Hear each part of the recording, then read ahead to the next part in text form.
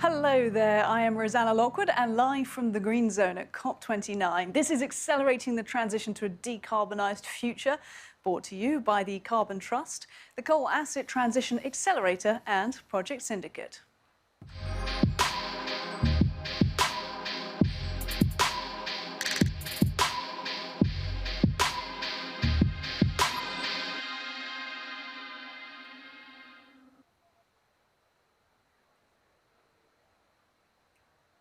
Well, we are here in Baku, the capital of Azerbaijan, and we're here today to talk about the transition away from oil, gas, and especially coal. In 2023, energy emissions went up by 1% globally, but coal was responsible for 65% of that increase. The question on everyone's lips then, this COP, is how do we finance that transition from coal to clean? What needs to happen at this COP to incentivise governments and businesses to drive the transition forward? And what about countries who produce comparatively few emissions, who are reliant on hydrocarbons to develop their economies today? How do we ensure that the transition is not only fast, but just? Well, to answer some of those questions and more, we're joined today on the sofa by a stellar panel. I'm joined by Chris Stevens here, Director of Asia and Africa at the Carbon Trust. Woo Chong-um, CEO of the Global Energy Alliance for People and Planet, Senator Sherry Rehman, the former Climate and Environment Minister of Pakistan, and Ramesh Subramaniam, Group Lead of the Sectors Group at the Asian Development Bank. Thank you to all of you. And of course, we're also joined by you, the viewer at home. Don't forget, please use the hashtag to pick up the conversation wherever you are watching from. Thank you all very much. Great to have you assembled here. I'm sure we're going to have a fascinating conversation, so centred largely around coal.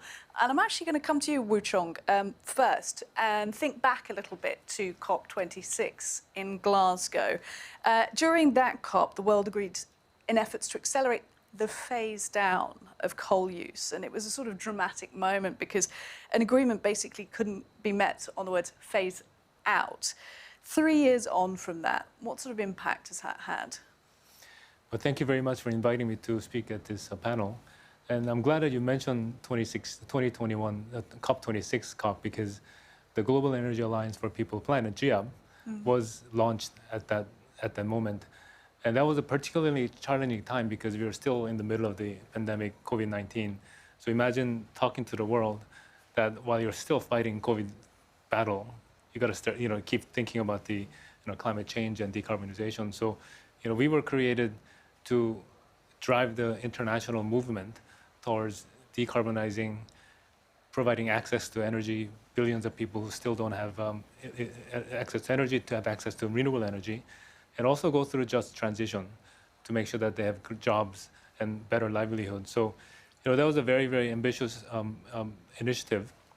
And over the course of the last few years, we were able to mobilize the functioning of the alliance to bring all the key players together, including the colleagues that's sitting here, towards that common goal.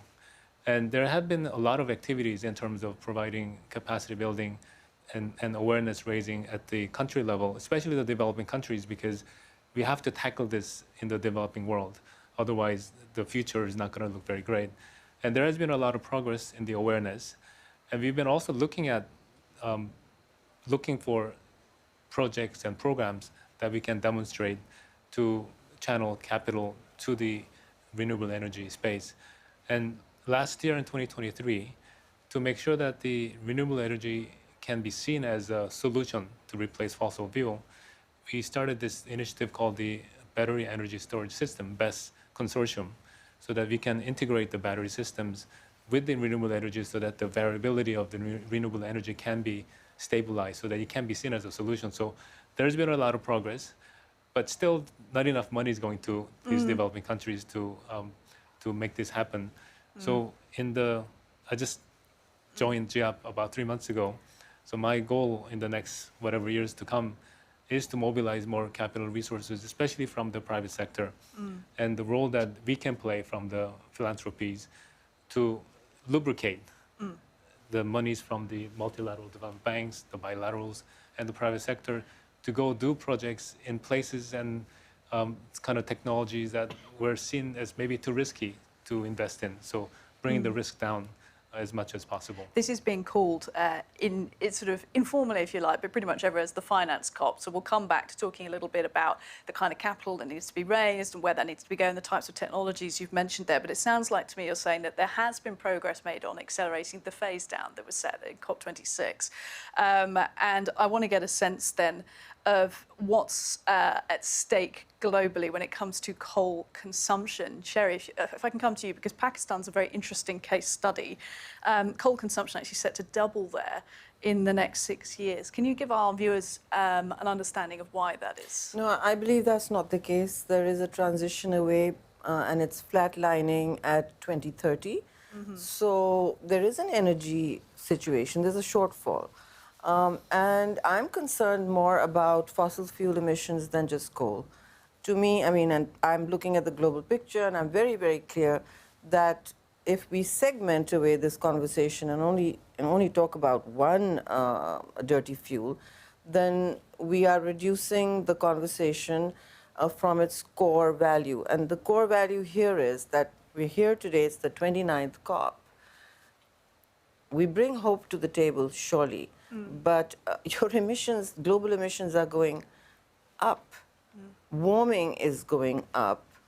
So really little point in holding anyone's feet to the fire about coal when it's really oil and gas as well that is taking up the money, that is making the money, that is, and the real chokehold is, as you mentioned, why isn't it accelerating? It's not accelerating because developing countries don't have access to cheap energy or renewable energy. Both are two different things, not necessarily the same. And I believe it's entirely possible if a little bit of political will was exercised. And here we are. I mean, it went after Paris, how much water down the bridge, how much fossil fuel down the bridge. And here we are at 53 degrees centigrade in my country in the summer. That is unimaginable heat. And we don't know how to tell our people that here's not a switch we can throw. We have less than 1% emissions. So really, it's worrying to me that the conversation is being constantly either pushed into technical boxes or segmented around just one dirty fuel. It has to be bigger. For us, that's got to mean more than coal. It's got to mean, I mean, say the UK, for instance, is making a transition. It's a leader. They have had a clear start on their infrastructure, their technology, their innovation, and obviously the technical capacity. Now, here are many countries, Africa, small island states, and even mine, which are quietly going renewable on their own, and that's mostly solar, and we can talk about that later. But I'm sorry, where's the accelerated financing? There is none. You need $4 trillion at a global level to make that transition until 2030. We are nowhere close to the financing. That's not been unlocked. I mean, please ask me why it's always locked. Secondly, your emissions are just going up. Global emissions are just going up. We're not the ones emitting, so we do want to see a clear kind of, beyond a bumper sticker, a clear kind of transition path to, for instance, reducing the astronomical subsidies that go to dirty fuel. They do. And no one's trying to make Pakistan the case study issue here. It's just that you have a lot of rich coal resources in the country, of course. The stat that we gave is from an official credit ratings agency. But all things can be true, can't they? That you're investing heavily in renewables and that there is a wider problem worldwide about large emitters and the effects that those large emissions have on developing countries, which is why I want to move to Ramesh, if you wouldn't mind, to talk about where we think about the way the Asian Development Bank covers all of those countries where you have huge emitters, but at the same time, those who need to pull themselves up in terms of economic development and progress. Some of the world's so-called young coal-fired plants, around 90% of those are less than 20 years old there in Asia. At the same time, the continent has witnessed the greatest reduction in extreme poverty in human history. So Given your bank covers that region, do you see that there's a link between those two? Well, first of all, thanks, Roselle, for this opportunity. I'm very happy you put that age factor in Asia. Coal plants in Asia, particularly Southeast Asia, but also South Asia, are so much younger. And that in itself poses a challenge. Now, if you go back to COP26 and the commitments that came about, the progress that has been made in developing Asia, still considering the challenges, has actually been excellent, I would say. I'll come into the challenges later, particularly on the whole political economy, the points that you made on how do you approach labor, how do you look at social aspects, how do you make sure that the transition is just but also affordable. These are factors that are playing out. Now, if we see in the context of all these challenges, we think that the glass is certainly half full than half empty. Now, we know that the overall investment requirements are huge. If you look at just the Asia and the Pacific alone, renewable energy investments are going to be, in order to achieve net zero by 2050, at least you need about $3.4 trillion. That's just developing Asia and the Pacific. Now, there is a lot of talk about green financing or sustainable financing, if we broadly define it. Where does transition financing fit into this $3.4 trillion? That's where we've learned a lot in the last 3 years. Private sector was initially reluctant. Obviously, there is a recognition that has been emerging over the last 3 years that I need to go into green, but I also need to get out of the brown or the dirty assets. But then, I'm reluctant because there is a lot of ESG-related concerns if I'm bringing in, private capital into it. So that's where the role of multilateral institutions like ADB becomes very, very important. We put in a lot of technical assistance, done extensive diagnostics, prepared the ground. In fact, actually, Pakistan was one of the countries that came forward initially as well when we announced it. But starting with Indonesia, Philippines, and Vietnam, now we are going into Central Asia, into Kazakhstan, Southeast Asia, other countries in Southeast Asia like Cambodia and so on. So the challenge is, when we look at the magnitude and put it against particularly the age factor, age of the fleet that you said, there is no workable model that we've seen. And the model is now being created, and significant resources are needed. Private sector is now beginning to come in relation to where they were in 2021. So we are actually in that context quite optimistic. A big chunk of the 3.4 trillion that I mentioned has to come in the form of transition financing. The world has done well on green financing, but we have collectively a lot more to do on transition financing.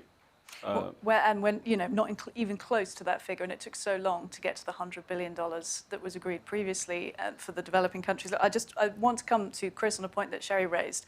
You'll be able to tell from our accents that both Chris and I are British, and of course the issue of coal goes a long way back to the UK. Similar story, it stretches all the way back to the 18th century. Coal has powered the transition of societies from agrarian to industrialised for hundreds of years.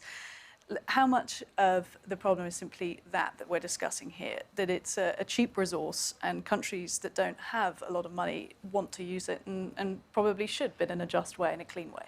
Yeah, no, thank you, Rosanna. It's an interesting case study to look at the UK. I think, first of all, it's critical to say that every country has got its own unique resources and unique challenges, but it's fantastic that the UK has now become the first G7 country to become sort of coal-free within its power system. If you go back to the 1950s, 96% of our electricity was from coal. Even as recently as 2012, the year of the London Olympics, we had 40-odd% from coal, and that's now down to zero. So these transitions can happen. The UK had a number of areas of good fortune to rely upon. We actually had local gas reserves. We are a small but windy island. We're surrounded by shallow seas, and we could also rely upon grid connections with mainland Europe. So we had many things that we actually we should lean into, and really, I think every country's got to look at their own opportunities. Some of the things that the UK did to accelerate that transition were on the policy side. So as you begin to price carbon, that really begins to move the coal assets lower down the priority order. So certainly that's a key policy to look at. And critically, you've got to get your renewable deployment plans right. I think the entire transition away from coal needs to be complemented by a long range and sort of reliable plan where investors know that if they put investment into renewable energy, that's going to give them the revenues they're looking for. So the government's got a critical role to play and think about, as Sherry was saying, that wider energy transition. The UK also has to think about, as every other country, the grid challenges. As there's greater levels of variable renewable energy deployed, you've got to think about how you manage that and integrate it. And so that wasn't perfect in the UK. There was a number of projects that were ready to go but weren't connected to the system. And so that the curtailment issue the UK faced is something which, once again, the emerging countries that are now looking at the same transition need to look at. The final point which various colleagues have touched upon is the just transition element. So thinking about the role of coal in the society. If you look at the UK's response to some of the social issues that the coal transition created, it was very reactive and it wasn't forward planned at all. And if you look at the UK now, some of the regional disparity in incomes are still sort of go back to the poor management of that transition. So that's why it's right, there's so much focus on how do you begin to engage with the necessary communities, think about the livelihoods that are currently dependent on the coal value chain more widely, and begin to really invest in some of those, the people and the skills that are going to be fundamental to that wider economic transition that's required. So lots of lessons to be learned from that experience, and I think that's something which, the policy plan in particular is a key area for governments to focus on. We've got so much to cover in terms of talking about solution financing and technology as well, and overcoming obstacles. So I want to try and get round quickly, and just want to come back to Sherry on the points there that Chris raised. When we talk about the types of financing that developed countries need to make available for emerging market economies, you expressed some, I think it's fair to say, some frustration in your previous answer that it's just not happening quick enough. In terms of if you were to find a solution for getting even more financing investment into Pakistan's transition, what would you be asking for? So first of all, I just want to clear one thing. It's the 100 billion you spoke about, committed, I think, 2019. It's not 100 billion, it's 100 billion annually that was pledged. So there's a very serious gap between pledges, promises, and the actual delivery of funds, and which is why I keep saying we've got to stop talking about transformational solutions. It's all bumper sticker talk. We are not looking at any kind of scale of financing that is coming in. I mean, just even look at the just energy transition, JETP packages are notoriously hard to access, like the rest of green financing. And you know, I want to come to what you're asking, but I very strongly contest that green financing, or rather climate financing at the public and private level, has actually leveraged up anywhere close to the kind of financing pipeline, either in terms of access or agility or availability when it's needed. So it's all seemingly targeted at preset agendas. And when countries seek consortiums to make a big transition, even for a small project, for instance, right? 18 months to access the Green Climate Fund. 18 months, by then, I remember as minister saying, I don't want this anymore. The facts on the ground have changed.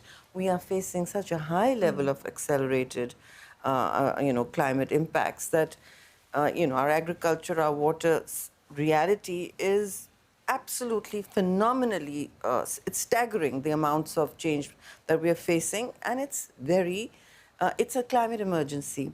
Having said that, that is not the level or speed, let alone scale, at which financing is available. It is projectized, you have to compete for it, say, against Germany, which has, of course, gone back to fossil fuels after the Ukraine war.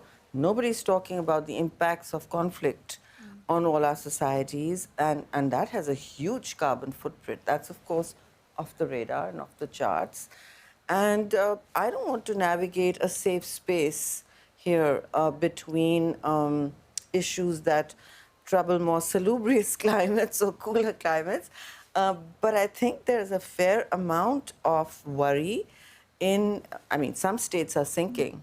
It's going to be 8 years before the Maldives sinks. That's what they say. So clearly, the energy, and they're green, they're not emitters. If you just even go there, they're fairly green. So I'm not sure holding small states' feet to the fire is where we need to go.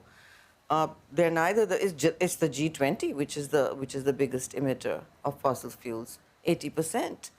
So where are we going with that? And are they providing even a journey or a path to availability and reform in vertical funds at least for climate? They're not. Wu Chong, your reaction to Sherry's comments there that there just isn't enough being done by the bigger states. Well, I agree with her in terms of money flowing. It's not going as fast as people expected. That means we have to take care of a number of different things. One is about the risk. The people who will be putting money into these kind of projects, whether it's private sector or MDBs, will look at the risk. And there's a whole bunch of different types of risk. One is the technology risk and their country risk. I don't want to interrupt, but I think this whole business about the private sector rushing to the front lines of climate catastrophe just doesn't work. The private sector is core to unlocking finance, but again, why must disaster-prone countries, which is why the Loss and Damage Fund was put up, it's completely inaccessible right now. So when you have the private sector conversation, obviously he's right, that the risk has to be mitigated. And that's not happening anytime soon for a lot of countries. Coming back to Wu Chong. Yeah. So we have to make sure the technology risk, but also there's a big, players, who may be doing duplicative work.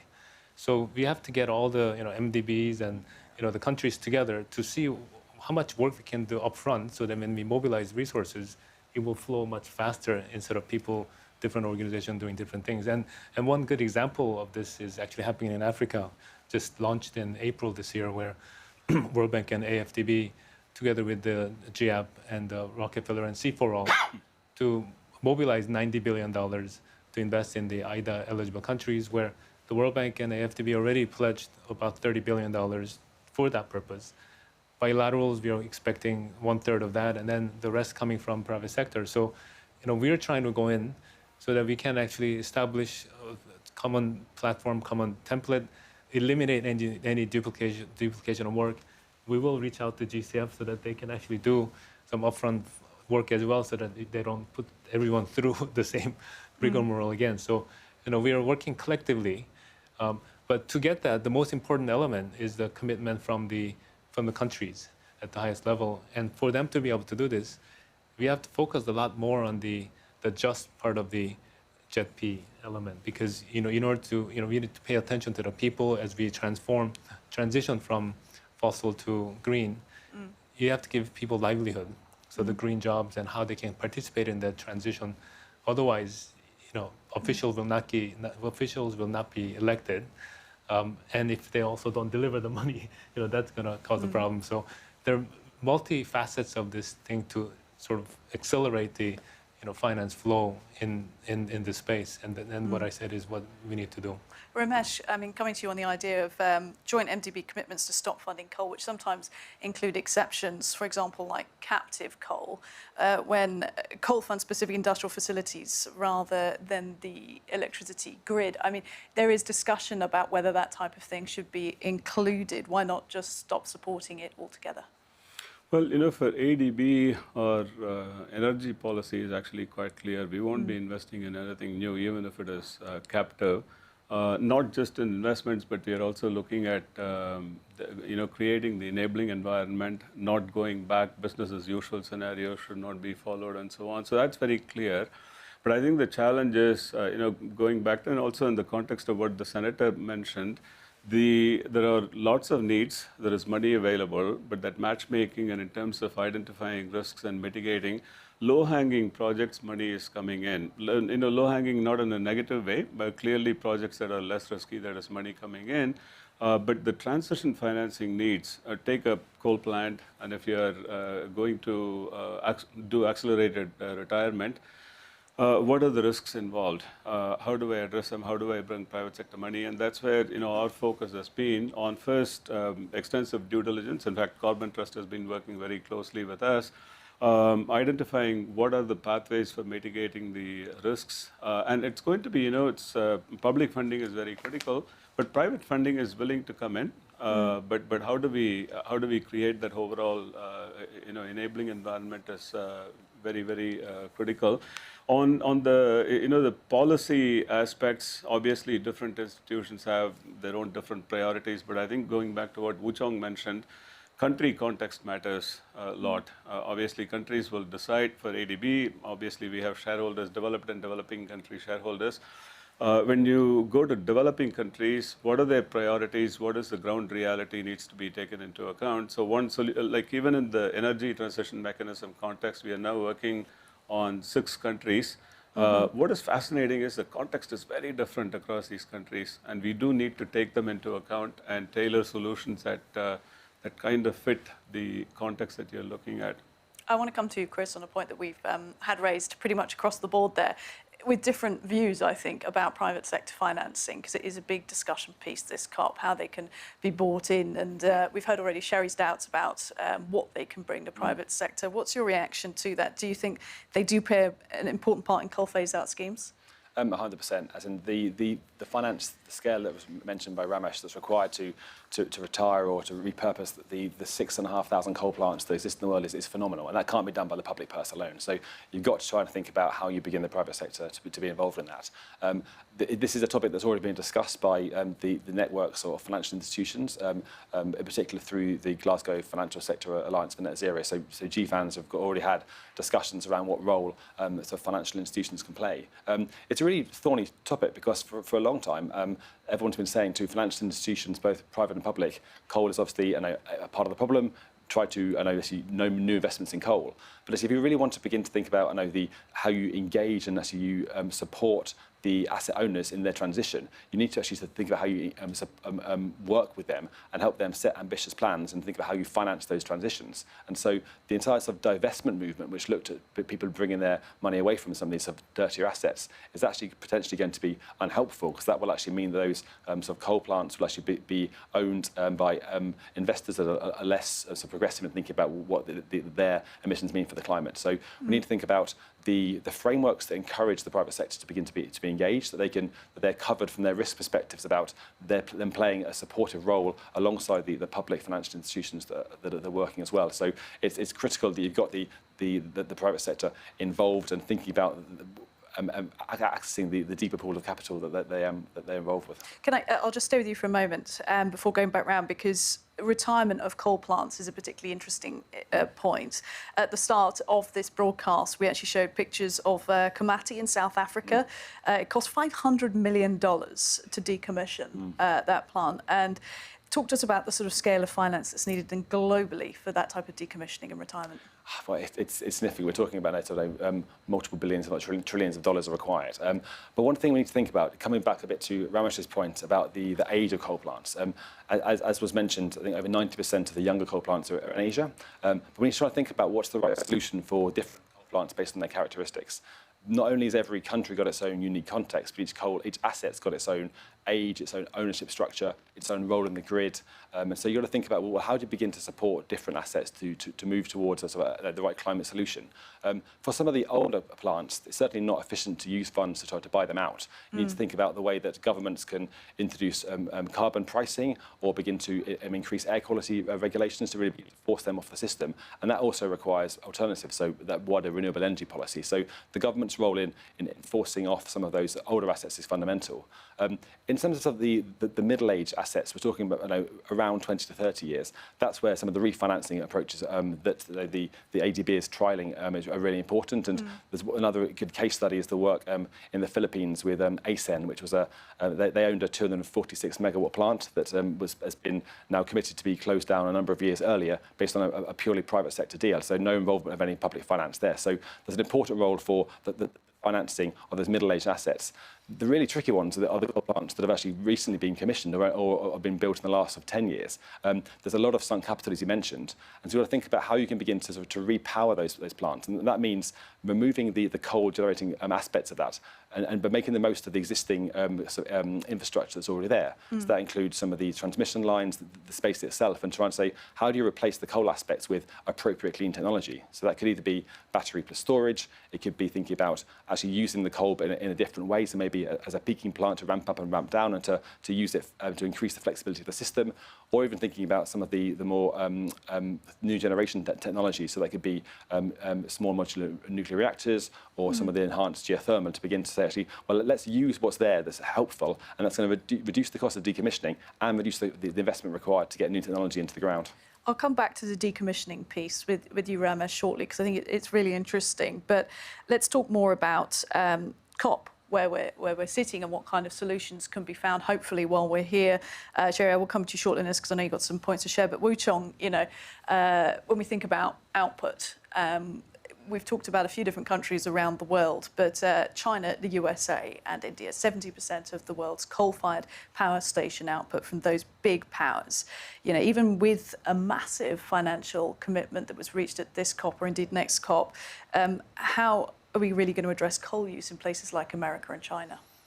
I mean, countries like those, they have enough resources to be able to do what they can. So, in fact, sort of the reverse. Collectively, the developing world have been focusing on going through the decommissioning of coal plants early, and we're hoping that the lessons learned from there can be applied to these large countries where they do have resources to do it their own. But we have to support where support's needed from our perspective, when they cannot do it alone. And just talking about the GFANs that you mentioned. People talk about GFANs, but sometimes they don't know the impact the GFANs could have in making these things happen. And in the deal that the Asian Development Bank is working on, this early shutdown, there was a phase when some of the bankers were reluctant to do it because it's a business as unusual thing to restructure the deal to cut it down. So GFANs played a role in helping these banks to see at the very high level the forest. Not just the trees, and looking at a particular deal. And the fact that doing this kind of deal, you're not going to lose money at the end of the day. You will still be profitable. And doing that is so important so that these large countries can also learn and do what needs to be done in decarbonization without jeopardizing the growth, economic growth. And you need to make sure that those two converge. Otherwise, domestically, there might be some pushback at home. Just a quick point on that, Russell. If you look at in terms of number as well as the power output, the independent power producers, private sector, is actually more than half in many of the countries that we are looking at. So the role of institutions under GFANs is going to be very, very critical because there is a lot of private sector money that is needed. There will be obviously compensation provided if you're shutting down these plants earlier. So that's the methodology that we are working on and developing. But the role of private financial institutions is going to be very critical as we move forward. Okay, it's good to know. In terms of the conversations here at COP and this sort of part of the conversation, we're talking about maybe obstacles to finding solutions. The whole point of these types of meetings, Sherry, is to try and have those conversations which will generate solutions. Do you still maintain faith that these types of events can do that?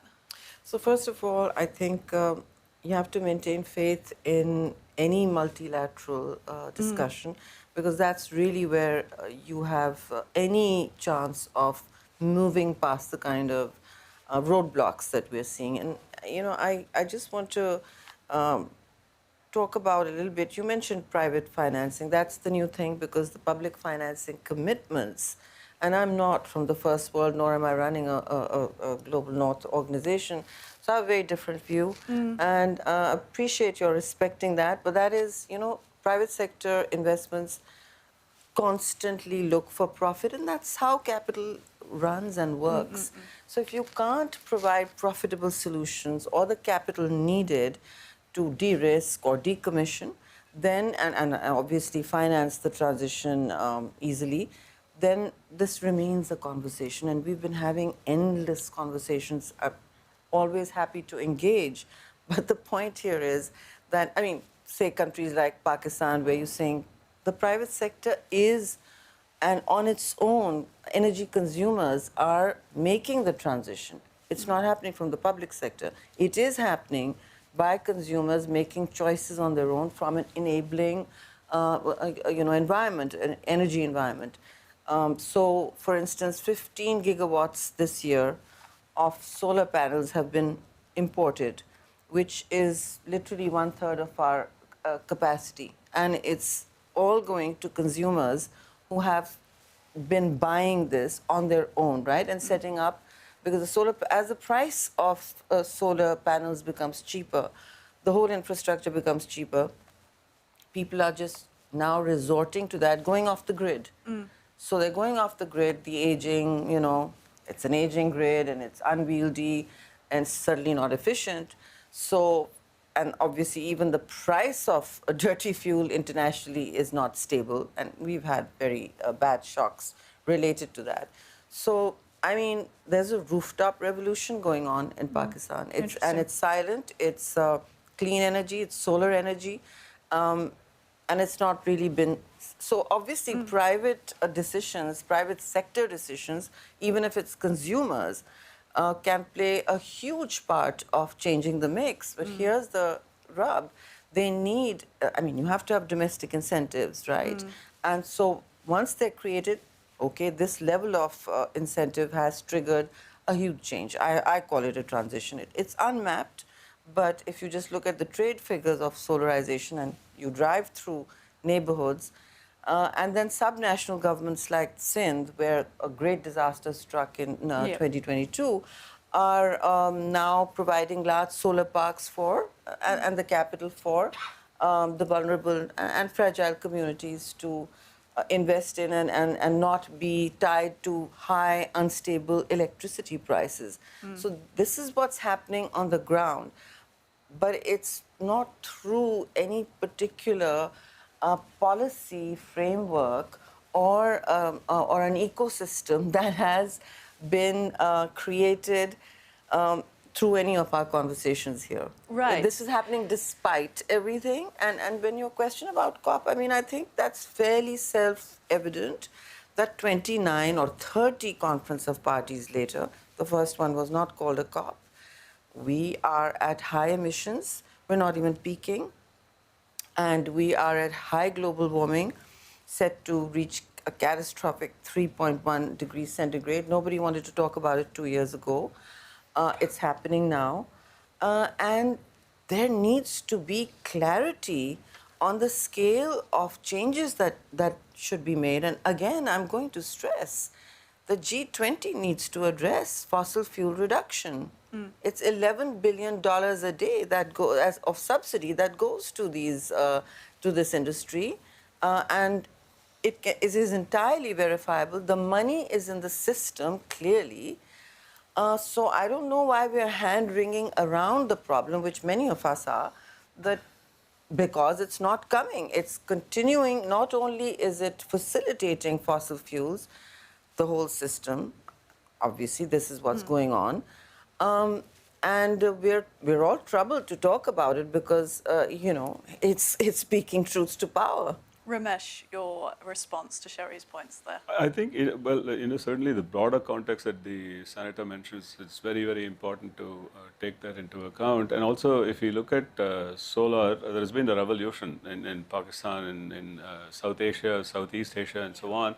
So that's something, clearly private sector is taking active role, and there is money coming in. You may not even need a kind of an enabling environment. But what is going to be critical is, in terms of looking at the future prospects and what is going to be the market.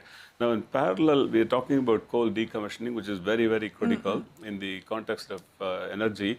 But if we go to the broader points that the Senator mentioned in our first round, we need to look at, various sectors. Take transport, for instance. We need to do a lot of work there in terms of bringing in smart mobility type of solutions. Take, in fact, health sector. COP28, first time recognized at a health day. If you look at the global health sector, the GHG emissions, if you were to classify health as a country, it'll be country number 5. Take maritime sector, that'll be country number 6 in terms of greenhouse gas emissions. So what type of solutions we are going to bring about in decarbonizing And there you go into coal plus all the other sources of energy which need to be addressed as well. But coal in itself, going back to this 3.5 trillion, you have massive investment requirements. Private sector is coming in, may call it low-hanging. Public investments are going to be critical initially because publicly owned plants, obviously, they are still significant. How do we bring in the right blend, right mix of financing for addressing these challenges? So in that regard, on your question on COPs, how have they been successful? Again, I would say they're glass half full. Clearly, the massive scale that we are looking at, we need a lot more work, but I think we need to be optimistic. I'm glad you brought us back to the main topic we've had for today's discussion there, Cole. And I just want to give a final word from Chris, because when you've heard the the tenor of this conversation, the points that have been raised, do you think we will see progress made at this COP towards sort of accelerating the phasing out of coal? Well, I think we all hope so. I think it's coal remains the single largest source of emissions globally. It's fundamentally ingrained in some of the economies of these emerging markets. So we've got to be cognizant of the wider challenges that we're facing. What I'm hopeful for is that, yes, the multilateral process is a really important part of how we collectively address the climate crisis, but it's also about the coalition of the willing. So it's the countries that see an opportunity to create value, to create economic opportunities, and to transition for the benefit of the people in their country. And so there's the opportunity that we're seeing now with the lower cost of renewables. We're seeing a few examples of how coal decommissioning can be trialled, and the work that Carbon Trust is doing through the Coal Asset Transition Accelerator is trying to identify a number of those case studies around the world to begin to create more momentum toward that wider change. So I'm hopeful that there's very smart people like my colleagues working on this challenge, and there's I think there's a clear opportunity for us to work together in the future. But it's tough, and we've got to keep faith despite some of the challenges that we face. It's been a fascinating discussion. I've learnt a lot. I know our viewers have too. Thank you, Chris, Woo Chong, Sherry and Ramesh, very much for some very interesting points there. And thank you very much as well for joining us. And thanks, of course, to our partners at the Carbon Trust, the Coal Asset Transition Accelerator and High Impact. And the last thanks, of course, to you for watching. We really wouldn't have a show without you. And don't forget to tune in on Saturday once again for what we hope will be an equally fascinating panel discussion on financial inclusion and climate action, featuring the Chief Sustainability Officer of MasterCard, Ellen Jakowski. And this has been Accelerating the Transition to a Decarbonised Future, presented by Project Syndicate.